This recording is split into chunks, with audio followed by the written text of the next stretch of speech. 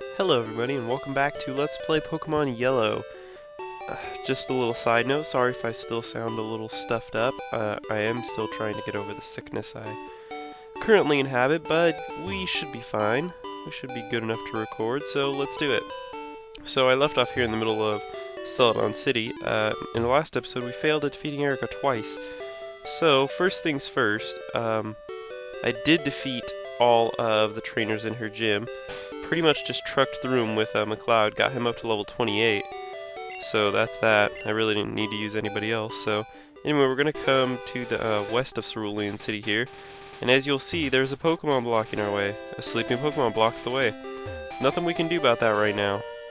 So yeah, this is the cycling road as you can see there. But what we can do is come up here and have Zora use Cut. And there's some grass up here which I believe contains some pretty cool Pokemon, but nothing of major interest. Maybe we can come over here. How'd you get in? Good effort. Thanks. Anyway, we come up to this top route here, which is actually the upper path of the cycling road, which we can't go on yet. But there is a lone house up here, so let's go inside. Whoa. Hey, lady. Oh, you found my secret retreat. Please don't tell anyone I'm here. I'll make it up to you with this. And we receive HMO2. Sweet! Very useful actually, and will help in the gym sufficiently with Erika. And she's got a Fearow in here, who I assume she used to teach HMO2 too. So let's check it out. Actually I bought some antidotes and super potions too. HMO2 is Fly, so we're going to teach that to Haxeotto, the only one who can learn it. And that's pretty much going to be his main thingy-bob in the whole game is flying, so let's delete Whirlwind, because Whirlwind is virtually useless. Haxeotto forgot Whirlwind, and Haxeotto learned Fly. So I'll just illustrate what Fly does real quick. You go to your Pokemon, and you click on them and use it, just like you do with Cut. And you can pretty much fly to any city that you previously visited. So as you can see, we can visit 3 cities on the side here, and all these 4 cities surrounding Saffron. So we're just fly back to Celadon, so that you can see the little animation there.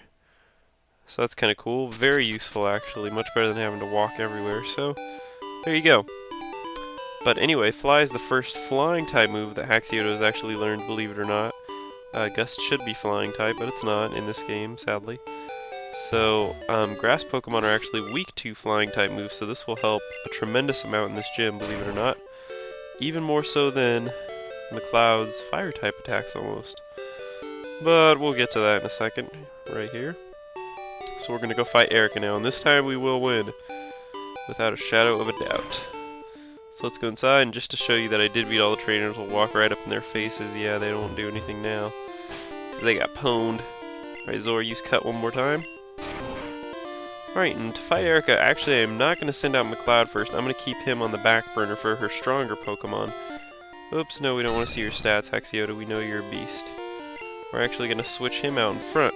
And gain him some levels since McLeod's a little bit ahead now. Hello, lovely weather. Yeah, we've already read your little dialogue. Now fight me again. 3rd time's a charm. Very well, but I shall not lose. Oh, we'll see about that this time, lady. And here she comes with her floating Pokeball. There's a lot of that in this game. And Tangela.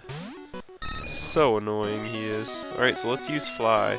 So he's going to use Constrict. I believe Bind is actually the one that...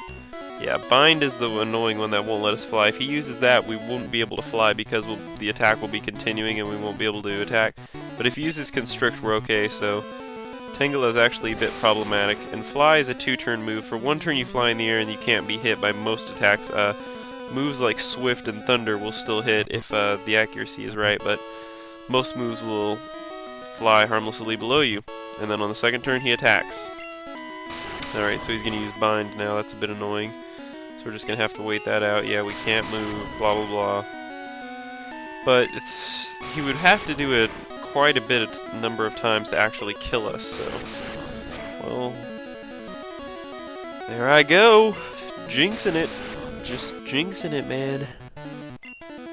But that's alright, because we've got a few super potions, and I'm not going to let Haxeotto die to Tangela, because if he does, it's not a fair death. He'll be binding me to death, and that's just wrong.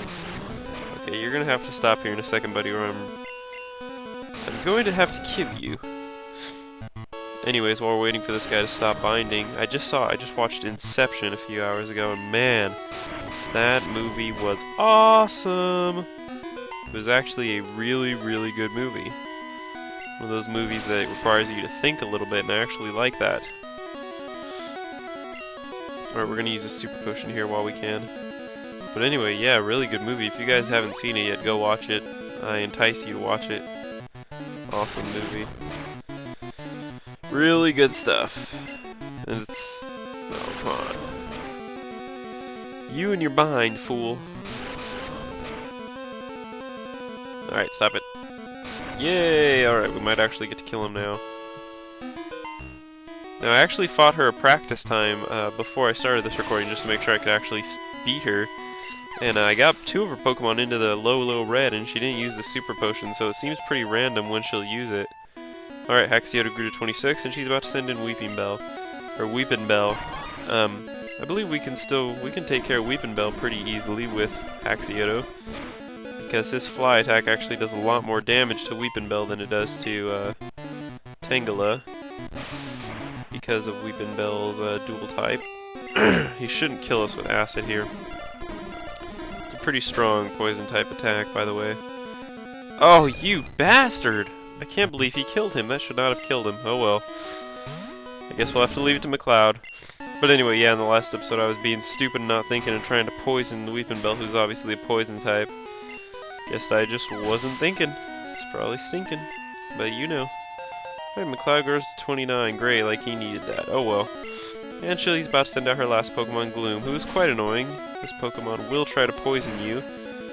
It's the evolution of Oddish, so you can see where the annoyingness stems from. And she also knows Acid and is a poison type as well, so... I believe she's a poison type. I don't know really, though. Alright, one more should do it. Yeah. My defense fell. Oh well, because you're dead. Yeah, when I fought her in the practice round, I killed Weepin' Bell with Pidgeotto, and I didn't even have to use a super potion, so... I guess Tangela used a bit more binds this time. Oh, I can see defeat. You are remarkably strong. I must confer you the Rainbow Badge. The Rainbow Badge will make Pokemon up to level 50 obey. It also allows Pokemon to use Strength in and out of battle. Please also take this with you. And we're using TM21, which is Mega Drain. Half the damage it inflicts is drained to heal your Pokemon. So that's actually a pretty good TM there. We might actually... what the hell? I actually got rid of some more useless TMs, and I sold my Nugget as well when I went and bought these Antidote and Super Potions.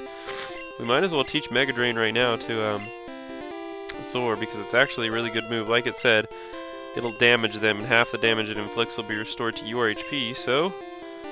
oh god, but these are all such good moves besides Cut, really. I don't... oh god.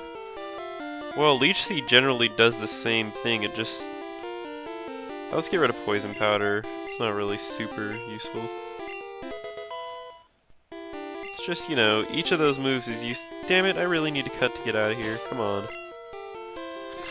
I wish somebody knew Dig. I could teach it to them, but oh well. So I was talking about something.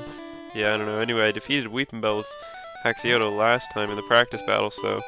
I would have preferred for him to kill, you know, defeat as many people as possible and reap the experience, because... he obviously needs it more than McLeod does now, since I pretty much over-leveled him, just in case. But yeah, Shell Shock definitely needs to be getting some experience here. He's definitely at the tail end. But, yeah, he's just wouldn't be very useful in that gym battle there. Anyways, now that we defeated Erika and got our badge for this city, there's actually nothing more we can do here right now. We cannot continue westward to the cycling road because there's still nothing we can do about that Snorlax. So what we're going to do is take our newly found Sylph Scope and head back to Lavender Town. And no, we do not have to go back through the underground path on that annoying route with all the trainers, which I should fight those guys off screen too and get some experience. If I ever do that, I'll let you know at the beginning of an episode, you know, if I end up doing that. But anyway, now that we have Fly, we can just boop, boop, boop, boop, boop. Fly right back to Lavender Town, no problem, right? Sweet. We will actually need to walk to a few more towns, though, to actually, you know, discover them and be able to go there. So, anywho, we are going to go back into the Lavender Tower now. And we're going to see if Gary is still there. And yes, he is. Did I name him Gary or did I name him Blue? I don't know. Well, let's see what's going on up here. Hey! Oh yeah, I named him Gary. Hey, Scope, what brings you here? Your Pokemon don't look dead. I can at least make them faint. Let's go, pal. Well, what are you doing here? Your Pokemon don't look dead.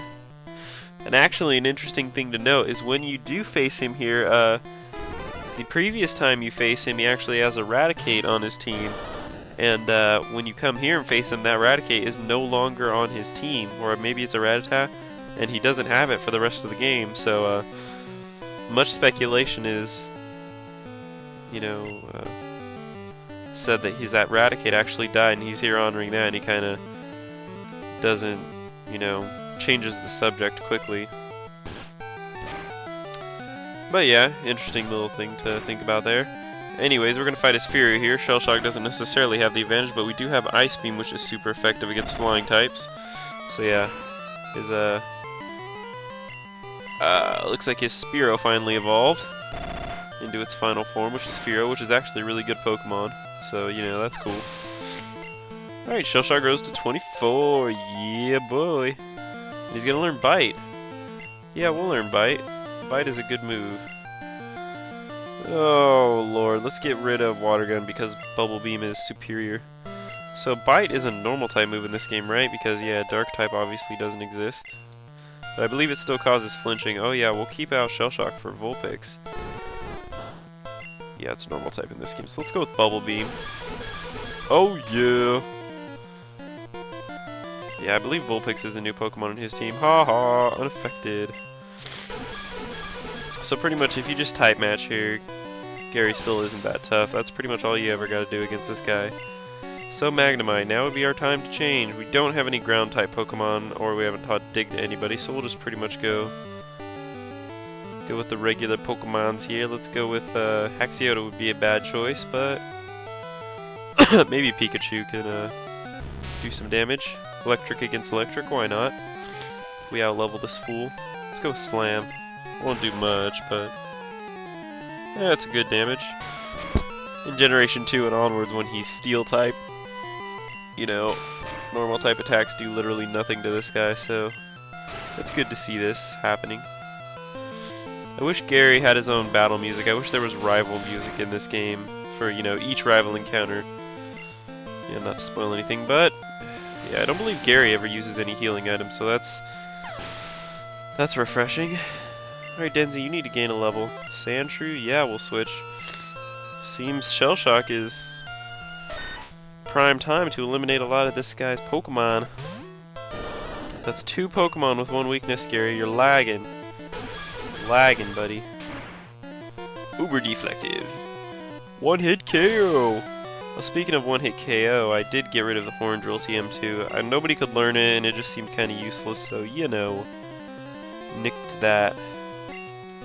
And he sends out his Eevee, which still hasn't evolved. This might be the last encounter before it evolves, I think. I might have said that last time too, but any day now it should be evolving. I mean, level 25 Eevee, seriously? It doesn't even learn like any attacks past level 25 anyway. I mean, it might, but they're not very good if it does. So I don't know what you're waiting for. He has to, well, I guess at this point in the game when we first got to Lavender, we hadn't visited Celadon yet, so he just may not have gotten the evolutionary stones yet. So technically this should be the last encounter then, whereas Pokemon's unevolved. What, you stinker? I took it easy on you too. Why, because you're sad your Eradicate died? How's your Pokedex coming, pal? I just caught a Cubone. Can't find the grown-up Marowak yet. I doubt there are any left. Well, I better get going. I've got a lot to accomplish, pal. Smell you later.